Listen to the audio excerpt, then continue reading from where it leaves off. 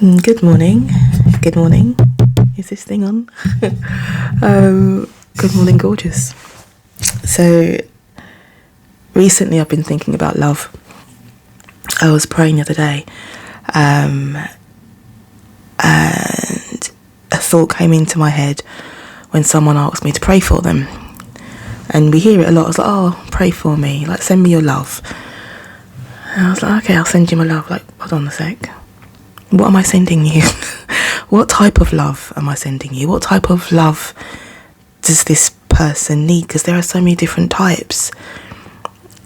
And in that moment, I knew that person needed a healing love, a nurturing love, love that you would give to, like a mother to a child, like a parent to a child, a father to a child. That kind of love, not romantic love or friendship love, because there are so many different types. I don't know, love, real love, I think, is a bit more feral than perfect love. It's not like soft around the edges just to keep you comfortable. It's not always romance, it's not always sweet. Sometimes love can be quite hard.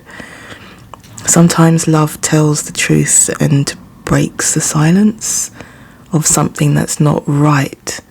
I have to say this thing because I love you. Sometimes love looks like walking away with your head held high, or even your head low, but still walking away because your spirit said, that's enough. I can't do this one more day. Yeah. We don't often pause to sit with what love really means, and the consequence sounds like a heavy thing, but the outcome, the karma, like there is a cause and effect, isn't there, of love. Then I was thinking about, okay, what's the actual etymology of the word, like love? I looked into that, and that's really complicated. Like, there's an old English word, I think is lufu, and that's related to a Sanskrit word that I wrote down that I can't read my own writing, lupayata, which means, I think, to desire.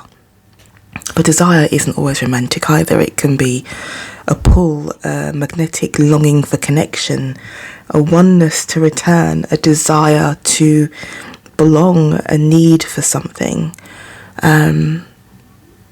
So what if love is really about returning to yourself, returning to truth, returning to each other when it's right and with boundaries, and then also when it's not. So I was looking and I found 1 Corinthians 13, right? That one says, love is patient. You know the one, love is kind. It keeps no record of wrongs. Love is patient. Like, whose version of patient? Like, because some of us were taught that patience means tolerating harm, staying for the good of others. That's not love. Not for me, that's programming. Love isn't martyrdom. It isn't disappearing into yourself for someone else's own comfort. I think how I'm viewing love at the moment is love is presence. It's a way, it's a way your people, your ancestors, the ancients, hold you in stillness. It's the way that a friend will text you just when you're about to freaking spiral. It's a way your body forgives you again and again and again for forgetting to drink the water, for going for a mental health walk, for doing the things that it needs to do. Remember that passage from the prophet,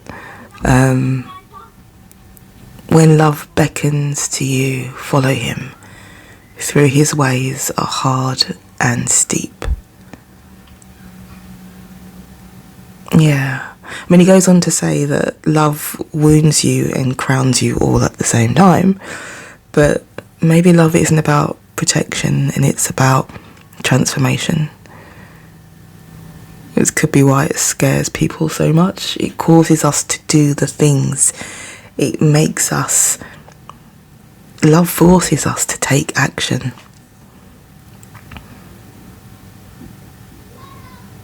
And I think the way capitalism and white supremacy distorts love into this transactional thing, this need to control the aesthetics of love, that's not love. That's not our lineage. That's not what we really desire, that Sanskrit word. That's what we really need in love. Our people loved through ceremony. Your people loved through grief, through food, through touch, through names whispered that's still buried in us within oceans and time. That's the kind of love I want to remember. That's the kind of love that I desire. The not need to prove it kind of love. Yeah, so today is a fresh day. If no one's told you these past couple of days, know yourself to be loved. You are loved. Not for what you do, but for who you are. Not because you're useful and what you can give or provide or produce, but because you're divine. You're loved even when you're doubting it, even when it feels prickly, even when your heart is just quiet. You're loved. No big ritual, no big ceremony, no big performance. Just sit for a minute and remember that you're loved.